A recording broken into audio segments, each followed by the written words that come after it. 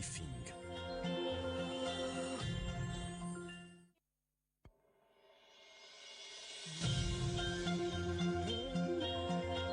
Tout de suite, Briefing.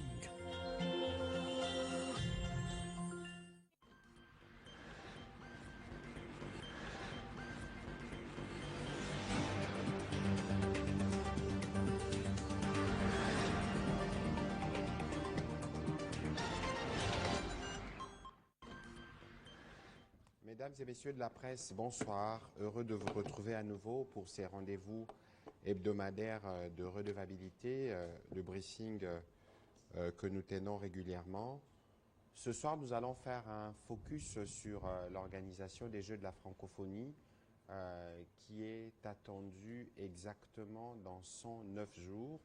Vous avez vu le président de la République faire le tour le week-end dernier des différents sites qui ont été retenus pour ces grands rendez-vous à la fois sportifs et culturels, mais nous allons aussi avoir l'occasion de revenir sur quelques points principaux qui ont été abordés au cours du dernier Conseil de ministres, notamment pour le président de la République, la nécessité d'opérationnaliser la Caisse nationale de péréquation. Vous savez que c'est une exigence constitutionnelle qui permet à cette structure, à cet établissement public de compenser le retard en termes d'infrastructures que connaissent certaines provinces de la République démocratique du Congo. Le président de la République est aussi revenu sur la nécessité pour le gouvernement de répondre aux cris de détresse des maraîchers des Hinterlands de Kinshasa. Tout ce qui vend des légumes et des fruits, c'est sans plaint et les échos sont parvenus au président de la République. Une commission a été mise en place au niveau du ministère de l'Intérieur sous la coordination de maître Peter Kazadi pour être sûr qu'on écoute ces compatriotes qui nous approvisionnent en légumes et en fruits et qui travaillent dans la périphérie de la ville-province de Kinshasa. L'autre point, c'est aussi pour le Premier ministre la nécessité, vous avez suivi que le 6 avril dernier a été décrété journée chômé payé à l'honneur du combat de l'illustre prophète Simon Kimbangu.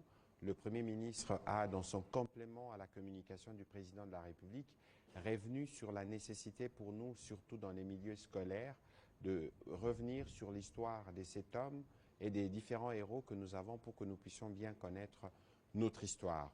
Au chapitre sécuritaire, le vice-premier ministre, ministre de la Défense nationale, est revenu sur le retrait que nous constatons de plus en plus de manière progressive de la force régionale, mais aussi de réunions qui se sont tenues notamment à Bujumbura, où la RDC a été représentée par le vice-ministre de la Défense. Vous le savez, nous sommes dans un processus de discussion pour le renouvellement du SOFA qui est l'accord cadre qui permet à la force régionale de se déployer au regard justement de remarques et des différentes observations qui ont été retenues. Et sur la situation financière, le ministre des Finances, Nicolas Kazadi, est revenu sur la situation financière du pays de manière générale. Il a parlé de la nécessité pour le gouvernement, en tout cas très bientôt à travers les ministères dédiés, à mettre en place un mécanisme qui permet de recouvrer tous les flux financiers qui se font à travers les téléphones et d'autres opérations. J'espère que vous avez tous eu le temps de lire le compte-rendu du Conseil de ministres. Nous pourrons revenir s'il y a des questions spécifiques quant à ce. Monsieur Isidore Kwanja, bonsoir. Vous êtes directeur national chargé de l'organisation des Jeux de la francophonie. Ce soir, nous vous accueillons parce qu'il y avait évidemment dans l'opinion un certain nombre d'inquiétudes par rapport à l'organisation de ces Jeux. Le président de la République lui-même, comme il est toujours à l'écoute de ce que disent les compatriotes, est descendu sur place samedi, toute l'après-midi pour faire l'évaluation de différents sites.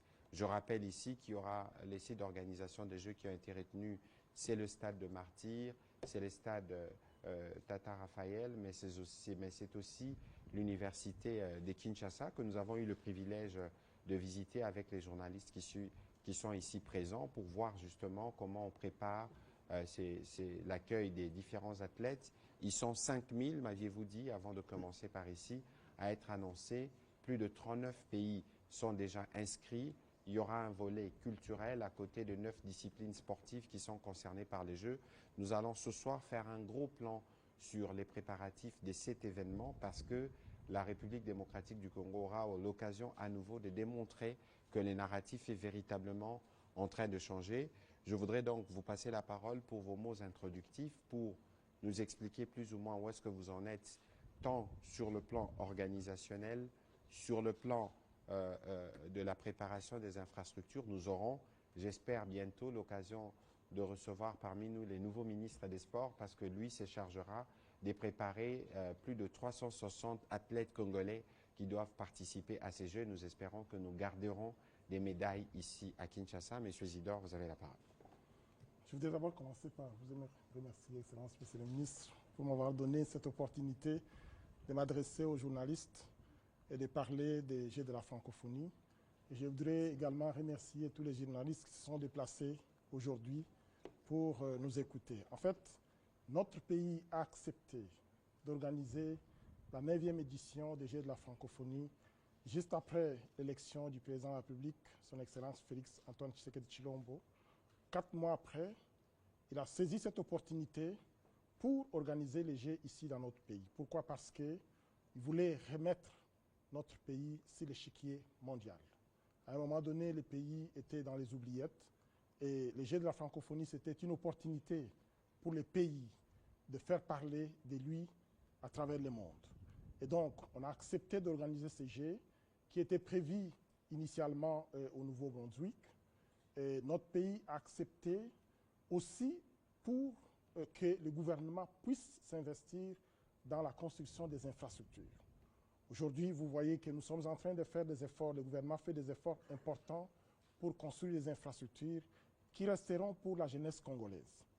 Et donc, je viens ici pour vous présenter brièvement qu'est-ce qui a déjà été fait, qu'est-ce qui est en train d'être fait et qu'est-ce qui sera fait avant que les Jeux démarrent le 28 juillet de cette année. Donc, les Jeux, c'est pour 10 jours, du 28 juillet au 6 août 2023. Comme son Excellence, Monsieur le Ministre l'a dit, c'est 9 activités sportives et 11 concours culturels. Et donc, sur le plan du sport, nous avons le stade des Martyrs et le stade Tata Raphaël. Et autour de ces 2 stades, il y a la construction des infrastructures. Vous avez pu voir la visite que son Excellence, Monsieur le Président de la République, a faite. Autour du stade des Martyrs, on est en train de construire 3 gymnases. Donc, il y a 2 qui sont jumelés et l'autre qui est en réhabilitation, qui est retapé et qui sera tout neuf. Donc, ça va faire 3 gymnases pour les basketball. Tout à côté, on est en train d'aménager les terrains annexes pour l'athlétisme. À l'intérieur du stade des Martyrs, on va retoper donc la piste d'athlétisme pour permettre les activités à l'intérieur du stade des Martyrs. Autour du stade Tata Raphaël, il était initialement prévu qu'on construise les villages autour du stade parce que ça permettait la proximité avec les RDG. Mais on a pris un peu du retard et le gouvernement a décidé de loger les athlètes à l'université de Kinshasa. Toutefois, autour du stade Tata Raphaël, on est en train de construire un gymnase important pour le tennis de table, qui va servir aussi pour d'autres activités sportives. On construit également un autre gymnase pour la lutte libre et le judo, et qui vont également servir pour d'autres activités sportives. Donc, toutes ces infrastructures sont des legs qui vont rester pour des générations et pour la jeunesse congolaise.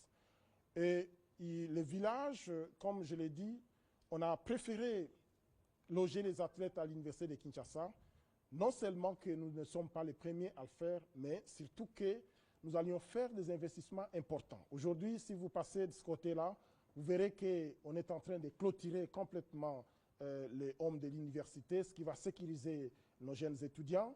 À l'intérieur des chambres, on a remonté vraiment les standards parce qu'il y a eu des observations du comité international qui a voulu qu'il y ait de l'eau chaude, qu'on puisse avoir des WC à l'intérieur des chambres, et ainsi de suite. Ce sont les travaux qui sont en train d'être faits et la voirie même de l'université qui est en train, donc les travaux sont en cours. Tout cela, ce sont des investissements importants. Nous avons également contracté avec 2 entreprises qui sont en train de faire monter la fibre optique à l'université de Kinshasa. Et tout cela, ça va rester pour la jeunesse congolaise. Pour le volet culture, là, nous avons réquisitionné un certain nombre d'infrastructures. Parce que, comme vous le savez, partout ailleurs, les pays qui ont des infrastructures, comme en France, au Canada, quand ils ont organisé, ils n'ont pas construit les infrastructures, ils ont réquisitionné les infrastructures. Et dans le domaine de la culture, nous avons réquisitionné un certain nombre d'infrastructures, dont notamment le Palais du Peuple, le musée qui est juste à côté, l'Académie des Beaux-Arts, le Centre Wallonie-Bruxelles, l'Institut français et l'échangeur de l'IMT qui va servir de village des partenaires. Donc, c'est-à-dire c'est un endroit où il y aura des concerts, il y aura des expositions. Donc, pendant les GIE, les activités vont se passer également autour de l'échangeur de l'IMT. Donc, brièvement, ce sont ces sites-là qui sont prévus pour le 9e GIE de la francophonie. Alors, si le plan de l'organisation, nous avons 2 départements. Il y a le département de culture et le département des sports, et nous avons 13 commissions, parmi lesquelles nous avons la commission qui s'occupe des communications, parce que vous êtes du monde des communications. Il y a la commission qui s'occupe des infrastructures, il y a la commission qui s'occupe de la santé, de la sécurité, de l'hébergement, qui s'occupe de billetterie, du bénévolat. On a besoin de beaucoup de bénévoles pour nous accompagner dans le travail que nous allons faire, parce que, comme Son Excellence l'a dit, nous avons déjà recueilli à peu près 5000 athlètes, y compris les athlètes et les artistes, qui sont intéressés et qui viendront ici à Kinshasa. Donc c'est vraiment un événement important pour notre pays.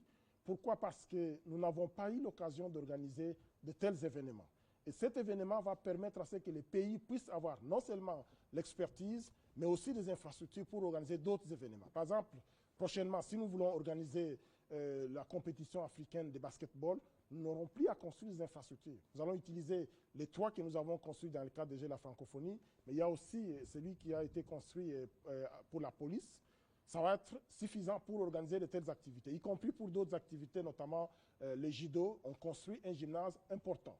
Donc, c'est vraiment une opportunité, non seulement sur le plan infrastructurel, parce qu'après les Jeux, le pays va avoir suffisamment d'infrastructures sportives pour la jeunesse, mais aussi sur le plan diplomatique, ça sera une bonne opportunité pour que la RDC soit vue à travers le monde sous un autre regard.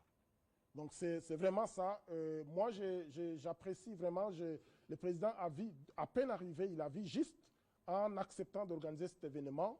Et on est en train de travailler sérieusement. Et aujourd'hui, à un moment donné, les gens avaient des doutes. Les gens pensaient qu'on n'allait pas organiser. Mais vous avez vu, lorsque le président de la République a fait une descente lui-même, et vous avez commencé à voir un certain nombre d'infrastructures qui sont dévoilées et les travaux avancent très bien. Au plus tard, le 20 mai, on aura fini complètement toutes ces infrastructures qui seront mises à disposition. Donc voilà, nous sommes là à votre disposition pour répondre à toutes les préoccupations que vous aurez. Voilà, merci Monsieur le Directeur national de jeux pour vos mots introductifs. Le principe dans le briefing, c'est une question, une réponse directe pour permettre d'être clair dans les réponses et pour que ceux qui nous suivent à la maison puissent comprendre la pertinence de notre communication de ce jour. La dernière fois, j'avais promis que c'est Patrice Bott qui prendra la parole en premier. Venez poser votre question, s'il vous plaît.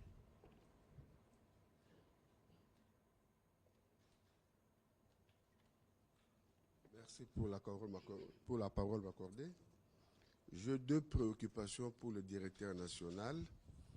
Tout à l'heure, là, vous venez de dire que pour la construction du village de la francophonie au niveau du stade Tata Raphaël, il semblerait que cet argent a été détourné, dont la société Janamapa qui devrait construire, et cet argent a été détourné, raison pour laquelle le gouvernement a décidé, sur le plan B, d'exploiter le site de l'UNIKID. Qu'en dites-vous?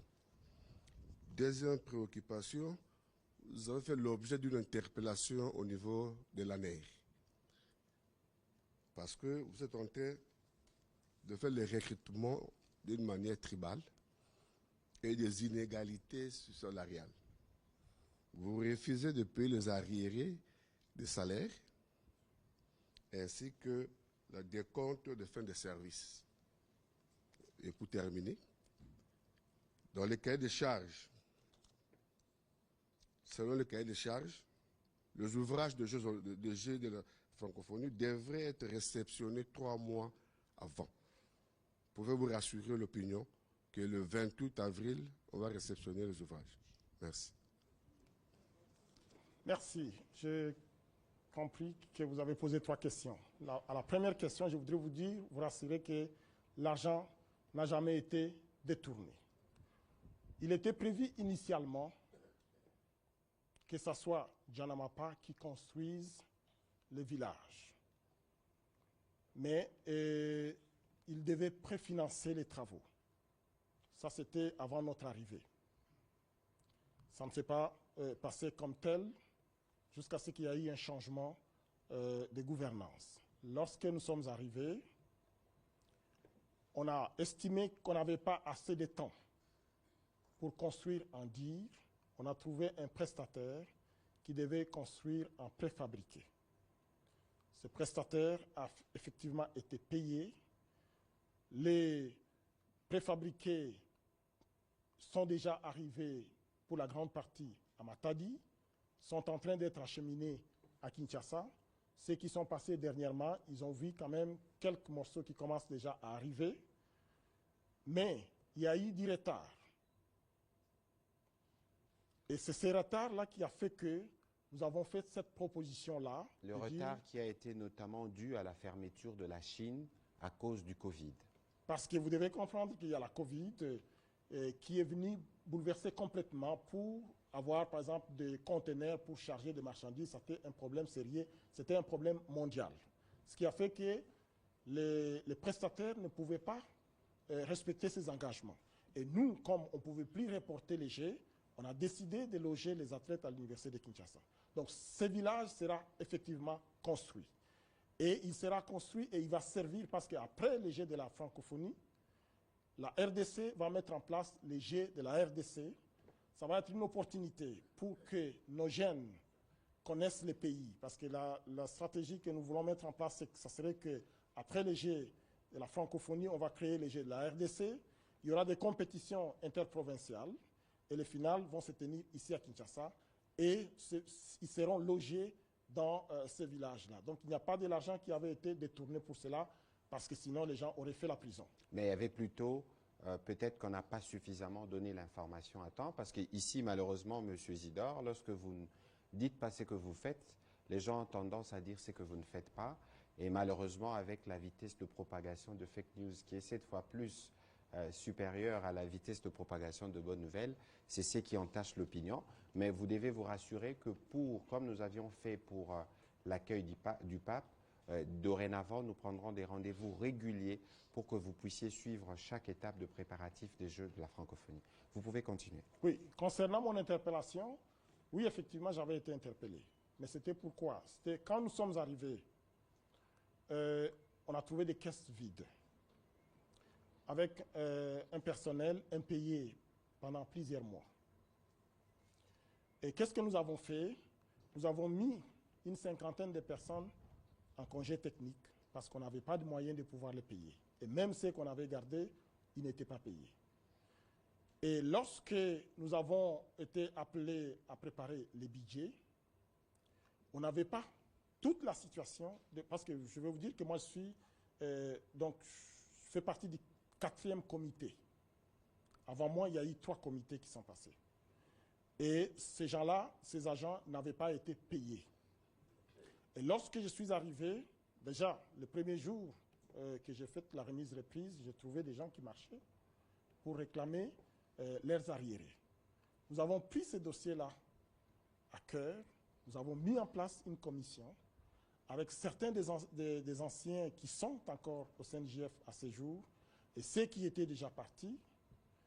Ils ont constitué une équipe pour recenser toutes les personnes qui avaient travaillé dans les premiers comités, dans les 2e comités et dans les 3e comités. Nous avons recensé et c'était autour, je pense, d'1 million quelques à payer à tout ce monde-là. Nous avons adressé une correspondance au comité de pilotage pour présenter ce dossier-là. Parce que quand nous sommes arrivés immédiatement, on devait mettre en place un budget. On ne pouvait pas donc prendre en compte cette partie-là parce qu'on n'avait pas la situation réelle. Lorsqu'on a eu la situation réelle de toutes les personnes qui avaient travaillé et qui devaient être payées, nous avons fait cette démarche-là.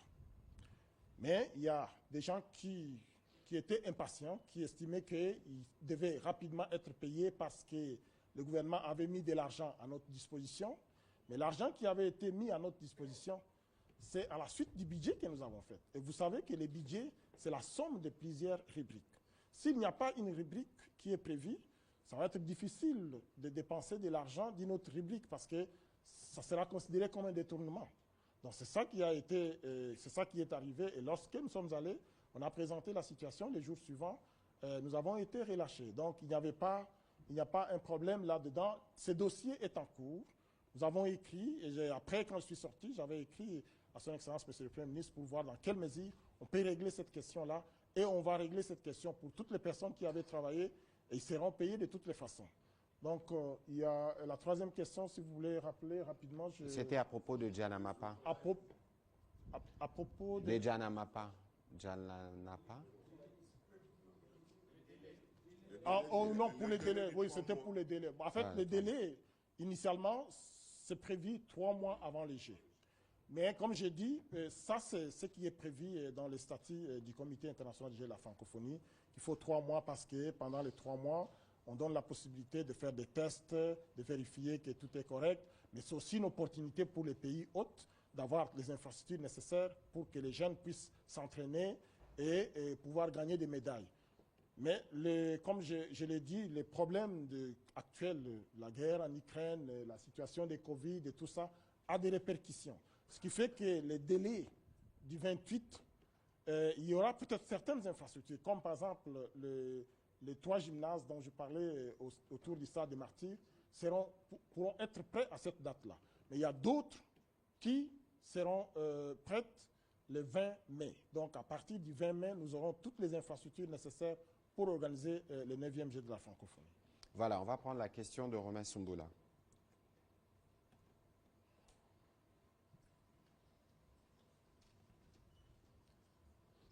Monsieur le directeur national, j'ai 2 petites questions. La première, c'est par rapport au déplacement des athlètes. Ils seront logés à l'université de Kinshasa. Mais partir de là pour atteindre le site ou le lieu, le terrain des Jeux, quelles sont les dispositions pratiques que vous avez arrêtées, étant donné que le transport dans la ville de Kinshasa est déjà compliqué? Deuxième petite préoccupation, c'est par rapport aux disciplines culturelles. Lesquelles avez-vous retenues? Parce que vous nous avez dit qu'il y aura des gymnases pour le sport, ainsi de suite. Et est-ce que vous avez tenu aussi compte des provinces? Comment avez-vous sélectionné les athlètes qui nous viendront de province? Merci. Merci. Déjà, pour les transports, c'est vrai que c'était une préoccupation parce qu'initialement, nous avions prévu de loger les athlètes à Tata Raphaël, comme je l'ai dit, et que là, ça n'allait pas poser beaucoup de problèmes. Mais lorsque nous avons pris la décision de loger les athlètes à l'université de Kinshasa, on a commencé à penser à des possibilités de trouver une voie dédiée pendant les 10 jours des Jeux.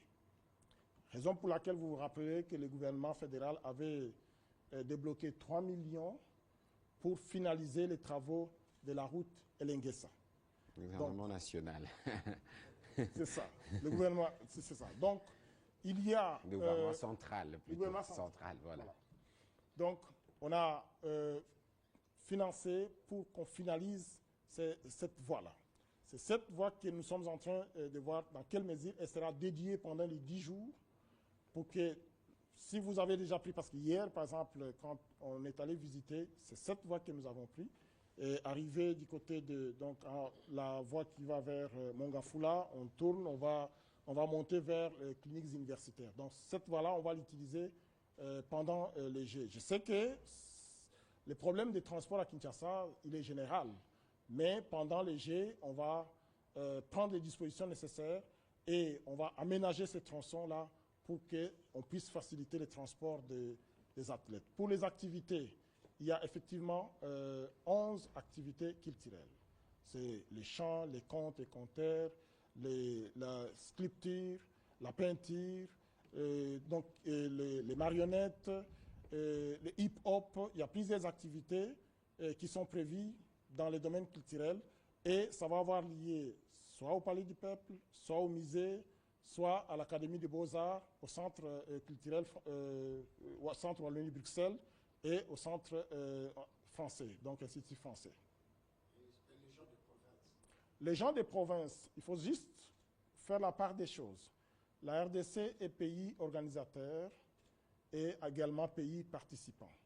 Nous, en tant que direction nationale des 9e Jeux de la francophonie, nous nous occupons de la partie organisation. La partie participation, il y a des ministères, principalement le ministère des Sports, le ministère de la Culture, mais dans une certaine mesure le ministère de la Jeunesse, qui s'occupe de la sélection, de l'encadrement, et même d'habiller nos athlètes et tout ça pour participer. Et ce travail-là, je pense qu'ils l'ont déjà fait parce que dans les domaines culturels, on a sélectionné, je pense, 48 artistes. Et dans les domaines sportifs, on a sélectionné 361 personnes pour représenter la République démocratique du Congo. Donc, cette sélection a été faite au niveau national. Maintenant, les deux ministères vont s'en charger pour prendre en charge effectivement ces jeunes gens pour les former, donc les entraîner pour qu'on puisse gagner suffisamment de médailles. Donc ça, c'est vraiment pas la Nous aurons responsabilité l'occasion de du revenir président. dessus parce qu'ici, on parle de l'organisation des Jeux, des infrastructures qu'ils concernent. Mais pour ce qui concerne la préparation des athlètes, tout à l'heure, je parlais de mon collègue de sport. La collègue de la culture pourra être associée ainsi que celui de la jeunesse pour que nous puissions faire les points. Et d'ailleurs, nous aurons l'occasion de visiter, d'aller voir des athlètes, comment ils seront en train de se préparer, parce que l'événement doit être une communion nationale. Et je présume que, par exemple, pour la fédération de judo, on pourra avoir des délégués qui viendront des provinces pour venir participer à ce qui se fera ici à Kinshasa. On va prendre la question de Madame Gino Tabo.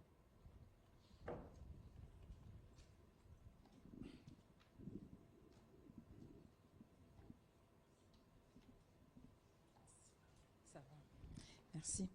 Merci beaucoup, Excellence. Monsieur Isidore, je vous pose la question parce qu'on a parlé des athlètes, des acteurs qui vont représenter la RDC dans ces Jeux de la francophonie. Que fait le gouvernement pour leur préparation? Est-ce qu'ils se préparent déjà? On les connaît? Est-ce qu'ils sont vraiment en pleine préparation pour que le pays ne soit pas honteux ce jour-là? Et puis une autre question, c'est au ministre de la Communication. Quelle est la réaction? Parce que nous avons suivi dans les réseaux sociaux, les présidents burundais en train de faire des déclarations selon lesquelles que l'EAC, qui occupe aujourd'hui certaines zones en conflit, que l'EAC, les forces régionales, vont rester là jusqu'à ce qu'il y aura une armée forte ou une police forte de la part de la République démocratique du Congo. Donc nous devons comprendre que le mandat est indéterminé de l'EAC. S'il vous plaît, j'ai déjà répondu à cette question dans ces briefings. Cette vidéo date d'il y a 3, 4, 5, 6 mois.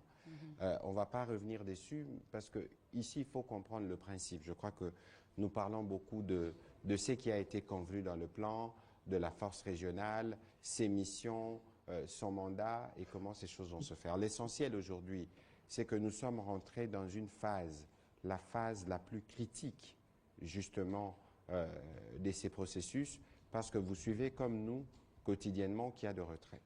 Nous disons, nous préférons rester sceptiques et prudents pour ne pas nous hasarder, parce que nous connaissons plus ou moins les méthodes de ceux qui sont en face, mais vous allez observer comme moi que depuis le 28 mars dernier, il n'y a pas eu d'affrontement parce que de notre niveau, de notre côté, il y a un besoin de nous tenir aux engagements auxquels nous avons souscrit pour permettre à cette partie, en tout cas pour cette première phase, de s'opérer en toute sérénité parce qu'il y a des discussions en cours, notamment sur le renouvellement du SOFA, du mandat de l'EAC.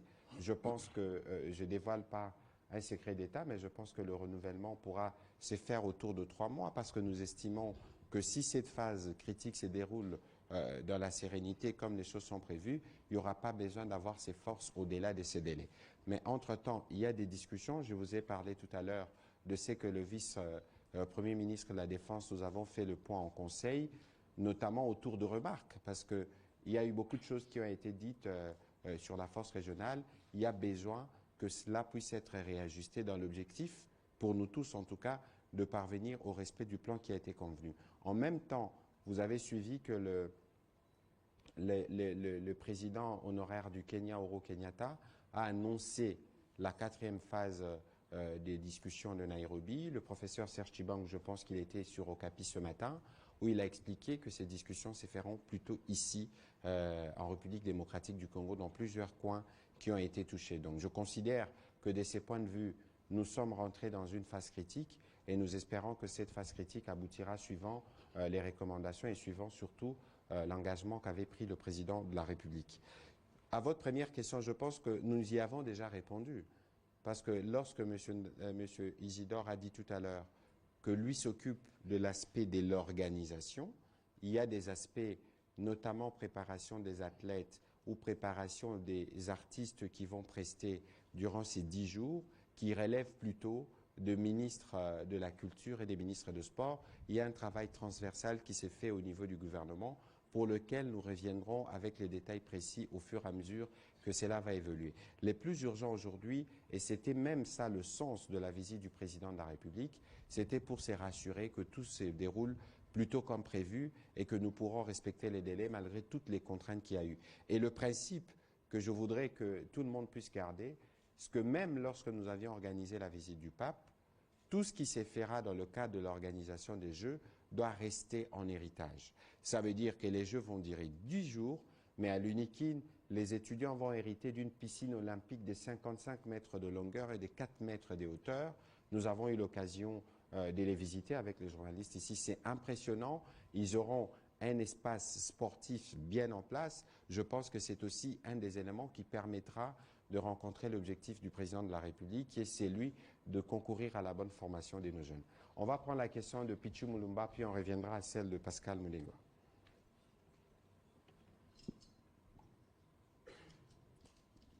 Merci beaucoup.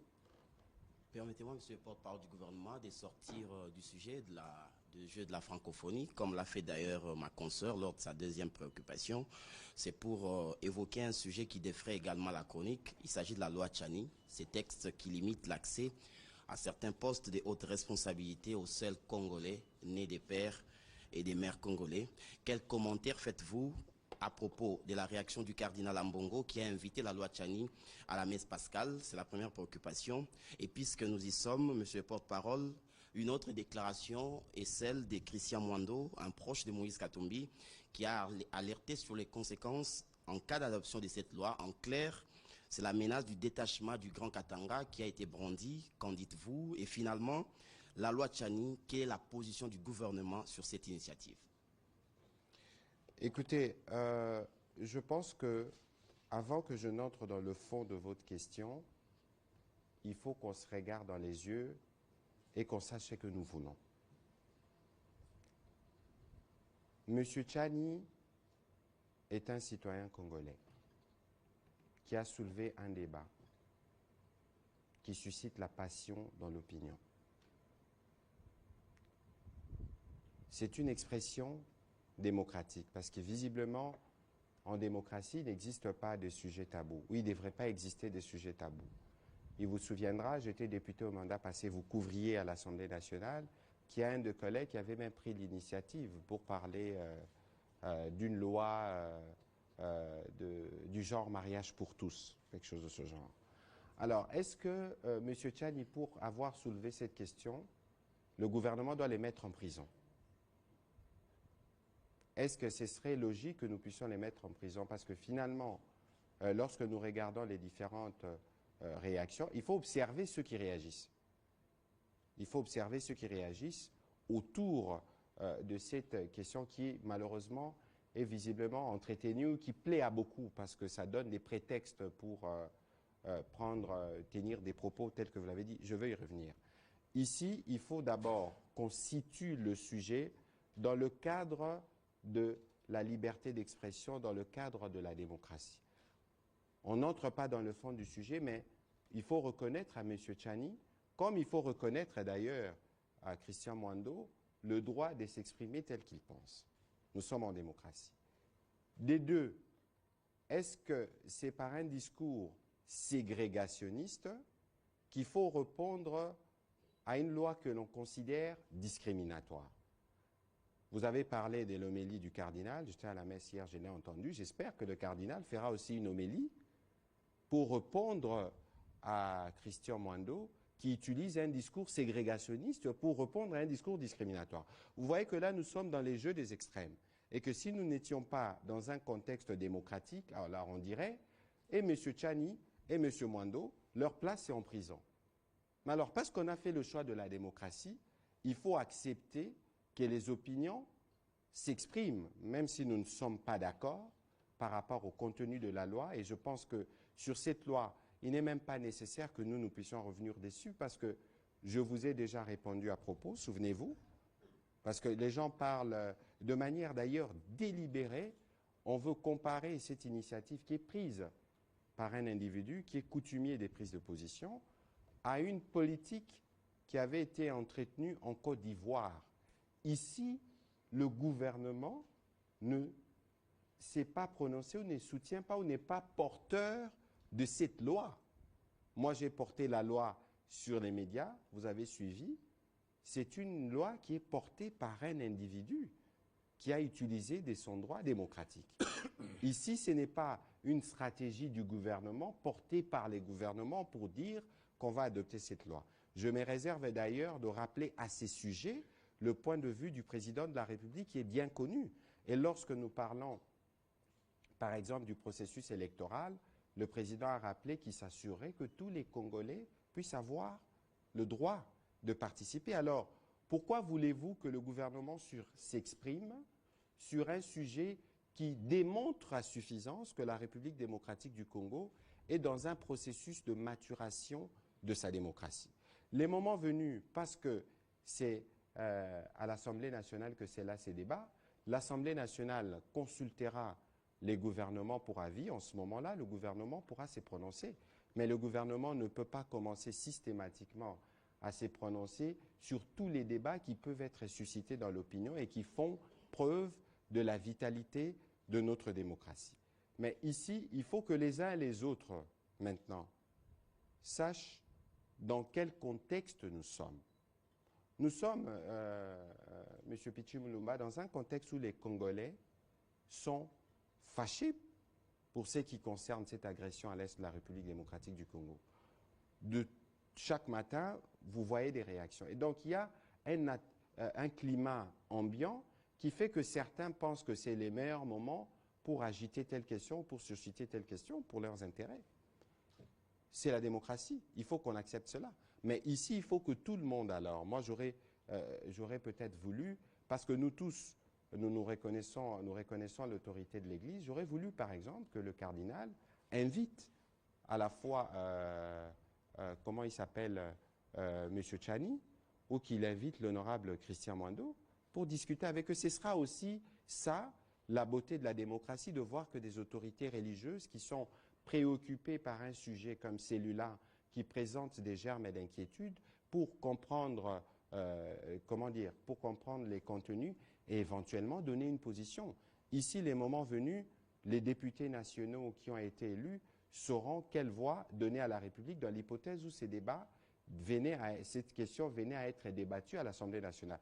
Je vous exhorte, parce que je ne voudrais pas aller plus loin, à aller alors scruter toute la procédure qui peut se passer au niveau de l'Assemblée nationale et jusqu'à ce que ça peut permettre à cette loi, dans l'hypothèse où elle est adoptée, qu'elle commence à être d'application. Vous allez voir que les choses ne sont pas aussi faciles qu'elles n'y paraissent. Alors j'exhorte ceux qui pensent tirer profit de cette loi en faisant notamment une mauvaise campagne sur les pays, parce que nous voyons des lobbyistes faire des courriers, des articles qui sont faits pour accuser les gouvernements. Ce n'est pas du tout honnête de vouloir lier le gouvernement à une initiative qui est portée par un individu qui est du reste bien connu et dans son style. Voilà. On va prendre la question de Pascal Moulegba. Excusez, Monsieur le Ministre, l'initiative n'est pas portée par un individu comme vous l'avez présenté comme un commun des mortels. L'initiative est portée par un député de la majorité à laquelle vous appartenez, à laquelle le gouvernement appartient. Et donc, ce n'est pas un débat sollicité par un commun des mortels. Attention, avant que vous ne puissiez continuer, il faut comprendre le processus législatif, comment il s'opère. Moi, j'ai porté la loi sur la presse, mais ce n'était pas le contenu de cette loi, nous l'avons discuté ensemble. Et il ne faut pas ici aller dans l'amalgame. Ce n'est pas parce que vous êtes député de la majorité, on dit que le mandat du député est impératif. qu'on vous prive de vos droits, d'user de votre pouvoir. Ici, la question, dans l'hypothèse où la question est alignée et que nous savons que nous disposons de la majorité et que la majorité se prononce en faveur de cette loi, à ce moment-là, vous pouvez poser des questions. Mais là, vous ne pouvez pas priver un député l'idée de dire, voilà, c'est peut-être l'occasion d'évider ça une bonne fois pour toutes. Qui vous dit que l'Assemblée nationale va l'adopter? Pourquoi pensez-vous que parce que c'est une initiative qui a été portée, qu'elle forcément elle va aboutir?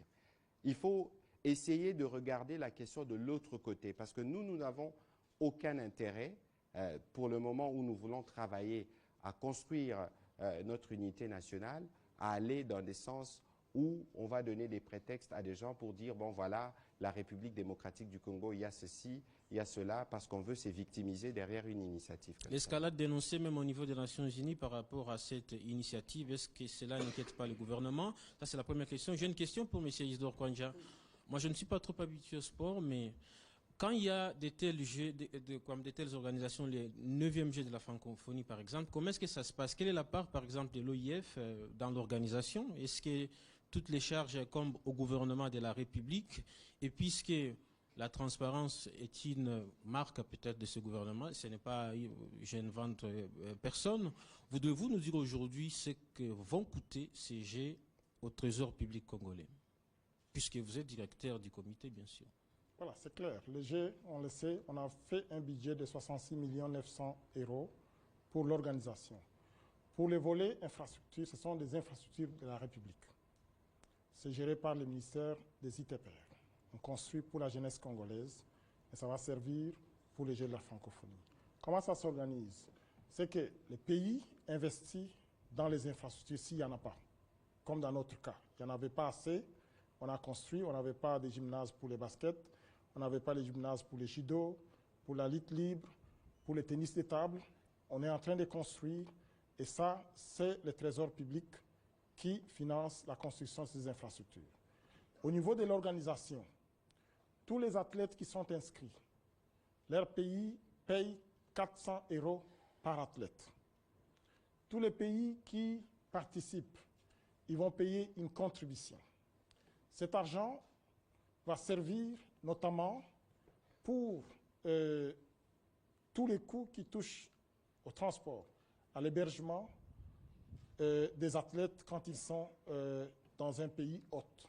C'est comme ça que ça se passe. Donc, dans notre budget, nous avons une partie organisationnelle, nous avons une partie investissement. Toute la partie investissement, ce sont les investissements du pays hôte. Parce que on va acheter un certain nombre d'engins, notamment des ambulances, notamment tout ce que nous allons acheter donc, pour l'organisation comme investissement qui vont rester pour le pays, ça c'est le gouvernement qui paye. La partie qui touche l'organisation, comme je l'ai dit, la restauration, les transports, ainsi de suite, la contribution des États, la contribution de chaque athlète. Il y a aussi des contributions volontaires des États, parce que les Jeux de la francophonie sont les Jeux de la solidarité. Donc il y a des États qui peuvent apporter soit une contribution financière, soit une contribution matérielle, soit une contribution en ressources humaines, parce que nous avons aussi besoin des gens qui avaient déjà organisé de tels événements, qui peuvent apporter leur contribution pour que nous puissions réussir notre événement. Donc, il y a cette contribution-là. Mais il faut aussi dire que l'OIF est de façon permanente ici en RDC. Presque chaque mois, nous recevons des délégations qui viennent. Ces délégations-là, ils sont prises en charge pas par nous, par l'organisation, pour venir nous accompagner. Le Comité international des Jeux de la francophonie travaille en collaboration. Si vous lisez l'ordonnance, même les statuts du CIGF, c'est-à-dire que les Jeux sont organisés par les comités nationaux et les comités internationaux sous l'égide de l'Organisation internationale des Jeux de la francophonie. Donc, il y a une contribution importante que l'organisation met dans l'accompagnement avec les experts qu'on met à notre disposition. C'est eux qui les prennent en charge, tous leurs séjours ici, ainsi de suite. Donc, il y a cette contribution-là, comme je l'ai dit, des athlètes, des pays qui participent, mais aussi des autres pays membres de la francophonie qui apportent la contribution. Donc, le budget, il est clair, comme je l'ai dit, c'est 66 900 qui avaient été adoptés et par le gouvernement congolais et par le Comité international de la francophonie et qui a été tout dernièrement adopté par les conseils permanents de la francophonie. Alors, vous aviez fait un petit commentaire tout à l'heure en parlant de Nations Unies. Il faut que les choses soient bien claires ici, parce que nous, on entend souvent dire discours de haine. Monsieur Moulega, vous êtes journaliste. Dites-moi, avant la recrudescence du M23, si on pouvait parler des discours de haine en République démocratique du Congo. Premièrement. Deuxièmement, allons-y, deuxièmement, pourquoi on ne parle pas beaucoup ou de la même manière de ce qui se passe ici à Kwamouth? C'est un conflit qui épouse les ethnies ou pas? Pourquoi il y en a régulièrement dans le Kasaï des conflits du même genre? Pourquoi on n'en parle pas? Donc ici, il faut qu'on fasse attention, parce qu'on a vu un rapport, justement, d'une dame, je pense, de l'ONU, qui parlait de prévention contre les génocides, qui est allée extrapoler et tout ça. J'ai l'air répondu une fois dans une réunion en disant, les Congos, c'est 100 millions d'habitants. 100 millions d'habitants. Combien comptez-vous des cas de ce genre? Il faut faire attention à relayer. Et c'est pour ça que les gens aujourd'hui qui alimentent les plus ou qui donnent encore plus de poids à une initiative, à mon avis, qui ne devrait pas faire l'objet de l'attention telle que ça fait aujourd'hui, il y a un dessein politique derrière. Parce qu'on veut clairement se victimiser, penser derrière, susciter des réactions qui soient hostiles ou qui viennent se rabattre sur le gouvernement, qui en réalité n'a rien à voir parce que nous sommes dans un contexte démocratique. Moi-même, je suis ministre de la Communication et des Médias. Vous savez dans quel contexte nous évoluons. Et même la loi que nous avons passée, c'est une loi qui nous permet de vous accorder encore plus d'espace. Mais alors, lorsqu'on peut bénéficier de cet espace, il faut que chacun de nous puisse être responsable de part et d'autre. Et donc, l'exhortation du gouvernement, c'est de demander aux uns aux autres, parce que la question est au niveau de l'Assemblée nationale. L'agenda de l'Assemblée nationale est particulièrement chargé. Et si on ne l'alignait pas d'ici la fin de la session, que diriez-vous? Et si elle est alignée, ah tant mieux, c'est votre position. Mais les autres peuvent avoir une position différente. Peut-être que si on l'alignait, on pourrait définitivement la vider dans le sens que vous voulez. Vous voyez, donc aujourd'hui, il faut que nous tous on fasse un effort pour comprendre qu'en démocratie, il y a parfois des choses qui peuvent nous irriter, mais qui peuvent faire l'objet des discussions. Moi, je suis aussi humainement parfois irrité par la prestation de certains journalistes, mais je ne les dénonce jamais publiquement, je ne m'en plains pas, je considère qu'ils sont dans leur droit de se protéger, je m'assure de les protéger dans l'hypothèse où il y a des gens qui veulent réagir de cette façon-là. Donc nous sommes dans une période d'apprentissage, de consolidation.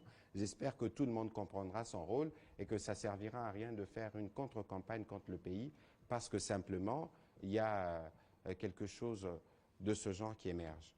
On va prendre la question d'Onassis Mutombo et puis je pense qu'on va prendre 2 questions en plus. On les prend en même temps, Benoît et Serge Ntseka pour terminer parce que nous devons libérer l'antenne pour le journal de la RTNC. Alors, s'il vous plaît, une question. Juste un tout petit peu. Voilà. Je suis Onassis Mutombo de www.art.cd qui est le premier portail numérique des agricultures. Monsieur Isidore Kwanja, combien de pays sont-ils déjà inscrits jusque-là? Nous avons vu récemment qu'il y avait l'Union européenne et la FIFA qui avaient exclu la Russie. Nous savons la cause. Est-ce que la RDC aujourd'hui est-elle prête à accueillir les athlètes rwandais ici à Kinshasa? Voilà. Merci. Benoît, rapidement. Juste une question, monsieur le directeur. Est-ce qu'on peut avoir une idée sur les entrepreneurs qui ont gagné le marché dans la réhabilitation du lieu où il y aura logé? Est-ce qu'il y a combien de nationaux et combien d'internationaux? C'est lui qui fait l'Unikin. L'entreprise s'appelle EGECOC de M. KMB, qui est congolais. Ça, j'ai vu. Mais bon, pour le reste, je n'ai pas tous les détails. On ne va pas commencer à faire la publicité de tout le monde ici. Bon, M. Isidore pourra y répondre à sa manière. On va prendre Serge Ntseka pour terminer. Merci pour la parole. Une question au ministre, mais aussi au président. C'est aussi l'occasion pour la RDC de s'exprimer encore une fois. Après les grands événements liés à l'arrivée du pape, qu'est-ce qui est prévu sur le plan médiatique en ce qui concerne les confrères qui viendront de l'étranger et nous-mêmes? Parce que c'est l'occasion pour nous, un challenge, je crois que par rapport à l'organisation, mais aussi par rapport à nos médias, de vendre la meilleure image de nous-mêmes, de la République démocratique du Congo. Monsieur le ministre, est-ce qu'il y a des dispositions qui seront prises pour que la presse, tant nationale qu'internationale, soit dans les meilleures conditions de parler du Congo? Merci. Monsieur Isidore, allez-y. Oui, à la première question, je dirais, on l'avait déjà dit tantôt, on est à 39 pays qui sont déjà inscrits sur les 42 qui étaient inscrits initialement. Donc, il y a une grande participation, comme je l'ai dit, à peu près 5 000 qui sont déjà. L'exemple que vous donnez, je sais que dans les pays qui sont déjà inscrits, le Rwanda n'est pas parmi. Donc, je pense que cette question ne se pose pas parce qu'ils n'ont pas confirmé leur inscription. Alors, pour les entrepreneurs, la plupart, et je dirais même presque tous, sont des entreprises congolaises qui ont obtenu des marchés. ABC qui réhabilite des bâtisseurs congolais. Le stade Tata Raphaël, ce sont des jeunes entrepreneurs congolais qui se sont constitués, c'est à peu près 8 entrepreneurs qui se sont mis ensemble pour réhabiliter tous ces espaces-là, le stade Tata Raphaël, Oudjana 1 et 2 et consorts. Si vous prenez New Sotem, c'est un Congolais qui a obtenu ces marchés-là pour la construction du stadium pour le tennis de table. Si vous prenez l'autre infrastructure pour la lutte libre et les judo, Sodimas, c'est aussi un Congolais qui a ces marchés-là. Si vous allez au stade des Martyrs, qui est d'ailleurs une infrastructure modèle, parce qu'ils sont vraiment très avancés, c'est un Libanais, mais qui est né ici en RDC, qui est congolais, qui travaille ici, qui a son entreprise ici. Donc, ce n'est pas une entreprise étrangère. Donc, la plupart, je dirais même presque tous, sont des entreprises congolaises qui ont obtenu les marchés dans le cadre des Jeux de la francophonie. Pour revenir à votre question, vous disiez encore... La place que vous organisez. Ah oui, la place. Voilà, justement. Nous avons une commission de communication. Nous travaillons d'ailleurs, la raison pour laquelle j'ai demandé à m'adresser à vous en ce moment-ci pour vous informer que nous sommes en train de travailler parce que, comme vous le savez, quand on organise de tels événements, on a besoin de médias.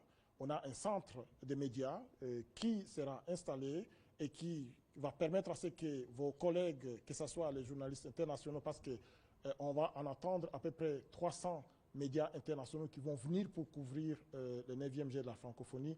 Donc, on va mettre en place toutes les dispositions. C'est pour ça que je me suis rapproché de la RTNC, je me suis rapproché du ministère des Communications pour travailler ensemble justement pour que nous puissions relayer donc, les événements qui vont avoir lieu ici en RDC pendant les 10 jours des Jeux de la francophonie. Donc ça, c'est vraiment important. C'est pour ça que je suis là devant vous. C'est pour ça que je me rapproche de la RTNC, qui est notre chaîne mère, qui va diffuser tous les événements qui auront lieu pendant les Jeux de la francophonie.